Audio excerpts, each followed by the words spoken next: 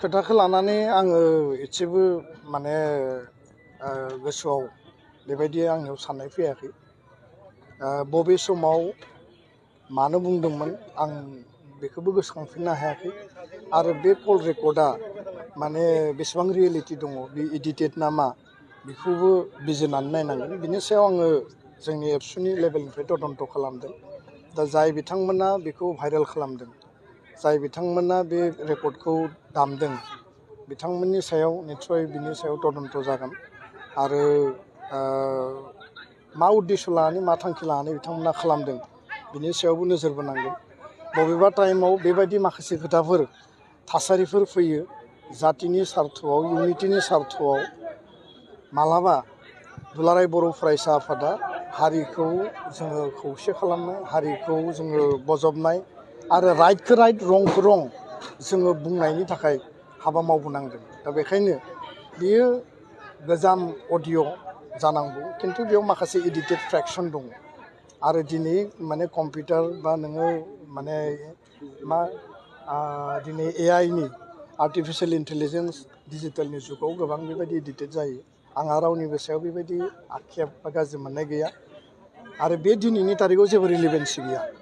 आरो स्पष्ट बाथ्राखौ जुदि बुंनांगौब्ला बर'नि मोननै रिजनेल राजखान्थि हान्जा UPPL आरो BPFखौ ज' खालामनानै बा मोनसे बुजाबुजिनि आधाराव बर'नि जातीय सत्ता, अस्तित्व, थामोन्था रैखाथि, माहारिबादखौ लानानै आवगायलांनांगौनि थाखाय जोङो ग्रेटार इन्टारेस्टआव आपिल होदों आरो बिनि थाखाय हाग्रामा महिलारि बिथां, खाम्फा बरगयारि बिथां, रबिराम नार्जारि बिथांजों आङो अक्ट'बर दाननि फार्स्ट उइकआव आङो जिरायदों, सावरायदों, खोब गोथौयै सावरायदों।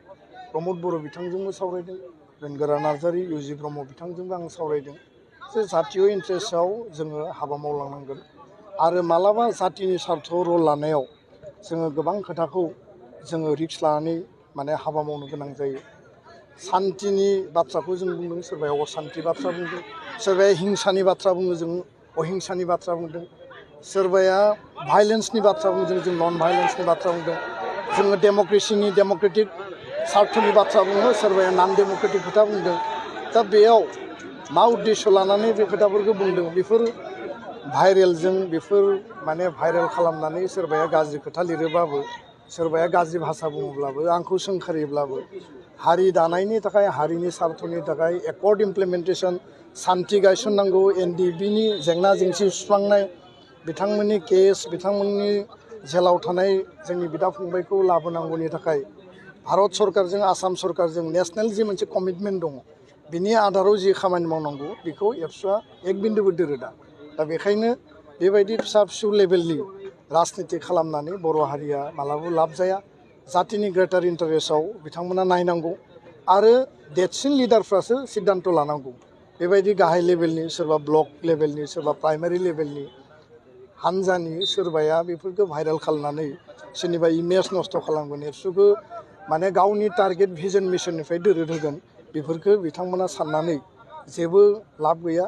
बिनिख्रुइ मायबा एक्सट्रिम ओंखारब्लाबो आंहा बिनि सायाव खुनु फस्थायनाय गैया, खारन आं जातिनि सार्थआवसो। सोरबाया हिंसानि बाथ्रा बुङो, जों अहिंसानि बाथ्रा बुङो, सोरबाया नन डेम'क्रेटिकनि बाथ्रा बुङो, जों डेम'क्रेसिनि बाथ्रा बुङो आरो बेबायदि भाइलेन्सखौ जों लुबैया। सान्थिया जोंनि एजेन्डा आरो बर' हारिनि थामोन्था रैखाथि, सेफगार्ड सिकिउरिटि, बर' हारिनि जातीयताबादा जोंनि एजेन्डा आरो बे एजेन्डायाव बड'फानि आदर्शखौ लानानै हाबा मावलांगोन आरो जि ओंखारदों बिनि सायाव निस्सय तदन्त जागोन, बिनि सायाव निस्सय एक्सन जागोन आरो बेखौ लानानै उननि समाव जों हाबा मावलांगोन। गोजोन्थों।